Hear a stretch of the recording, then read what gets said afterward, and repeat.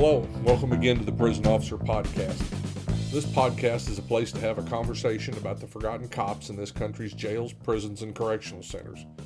A place for me to try to make sense of a career spent working inside the fence with some of the greatest people that nobody sees or recognizes for the important job they do. Those people are America's correctional officers. I had a different topic for today's podcast, but a conversation at work took me in a different direction. So today I want to talk about mental and physical preparedness as a correctional officer. Physical preparedness, is easy for most people to understand. You have to be ready to run, restrain, and sometimes fight as part of our job. You have to be physically prepared to hold your own until the cavalry gets there. And you need to be able to run across the compound with enough fight left in you to pull that inmate off your fellow officer. I know that sounds easy enough, even for this old guy with bad knees and a high BMI, but the reality is, a lot of us do not take physical conditioning seriously enough. Think about it. What kind of physical shape are the officers in your joint in? Are they ready for that fight? And how much is enough? Take the guys that fight MMA. What level of conditioning are they in? To be able to go 5 minutes for 5 rounds? Well, that's what started today's conversation. An article came out this week on ESPN about UFC fighter Anthony Smith. A UFC heavyweight, he's probably one of the most in-shape people you could meet.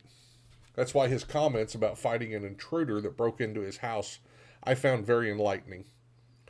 Smith was woke up by his wife, who heard someone in the house, and he went downstairs and confronted the criminal that had broken into and entered his home.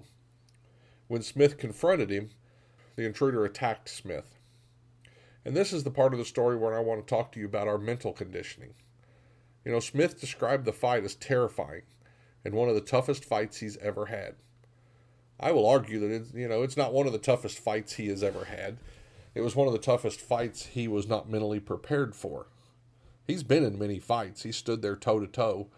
What he had never experienced was being attacked by another human being. I also had been in many fights in school. I thought I was tough. But I wasn't ready either for the first time I was attacked. I was escorting an inmate to segregation when he slipped a cuff and punched me. And as we fought, my shoulder mic came off. I was unable to radio for assistance. That fight only lasted a couple of minutes, but in my mind it took 20 minutes. Luckily, another officer saw me fighting and called for help. I had never experienced true violence like that. That inmate was not fighting me to win bragging rights on the playground. He was fighting to injure me or possibly to try to take my life. I told myself I would never be that unprepared again. When describing his encounter, Smith said, "People don't typically break into your house in the middle of the night for any good reasons." He said, "I'm expecting that I'm going to hear a gunshot or he's going to stab me, like he's got something. I figure I've got about 2 minutes before whatever he's got takes me out." Smith fights at 205 pounds. Somehow, he said, the man who weighed around 170 pounds was still coming at him. Him, an elite UFC fighter, and he came at him for minutes. No human being is able to fight like that, Smith said. And by no means I'm the baddest dude on the planet, but he's just this regular Joe, and I had a hard time dealing with him. And he took everything that I gave him. Every punch, every knee, every elbow. He took every single one of them and kept fighting me. "You always think you're such a badass," Smith said. "I just don't feel like one. I feel insufficient a little bit. I didn't know it was possible to be that terrified." When I speak to new recruits, I tell them that they are going to be changed by this job. Some of it's going to be good. Some of it's going to be bad. I tell them that they're going to learn skills that most people in the civilian world do not have. They're going to learn about leadership.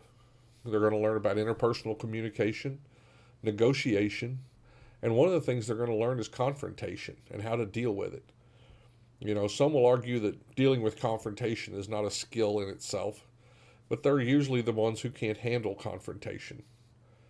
As a correctional officer, we handle confrontation regularly. You become ready for verbal and physical confrontation every day, or at least you should. I ask the new recruit classes to raise their hands if they've ever been in a fight. And I've noticed over the last few years, I'm lucky if I get half the class that has ever touched another person in a physical confrontation. As trainers, as senior officers, this is where we need to prepare them physically. But mental preparation comes from teaching them and planning and the training. Get them out of their comfort zones. Talk to them about what can happen. Have them do tabletop scenarios where they have to talk about what can happen and what their response is going to be when that happens. Don't talk to them about what might happen. Have them mentally prepare for when it happens. Because in this job, if you stay long enough, you will have to face the physical confrontation at some point. You will be attacked at some point. And mental preparedness is how you get ready for that day. Thankfully for Anthony Smith, the story did work out. He protected his family, and he was able to keep his attacker subdued until the police arrived. The criminal, who I'll not name on here because I hate the notoriety the media always gives him, the criminal was charged with first-degree criminal trespass, only a misdemeanor. I don't know that I understand that, but that's the facts. Well, that's it for today's episode. If you haven't already, check out the Prison Officer Podcast on Facebook and click that little follow button, or leave us a message. Tell us what you want to talk about. Tell us what is current in your prison. And if you are listening to us on Apple Podcasts or Spotify, click the subscribe button. This is Mike Cantrell. Till next time, watch your back. Take care of each other out there behind those walls.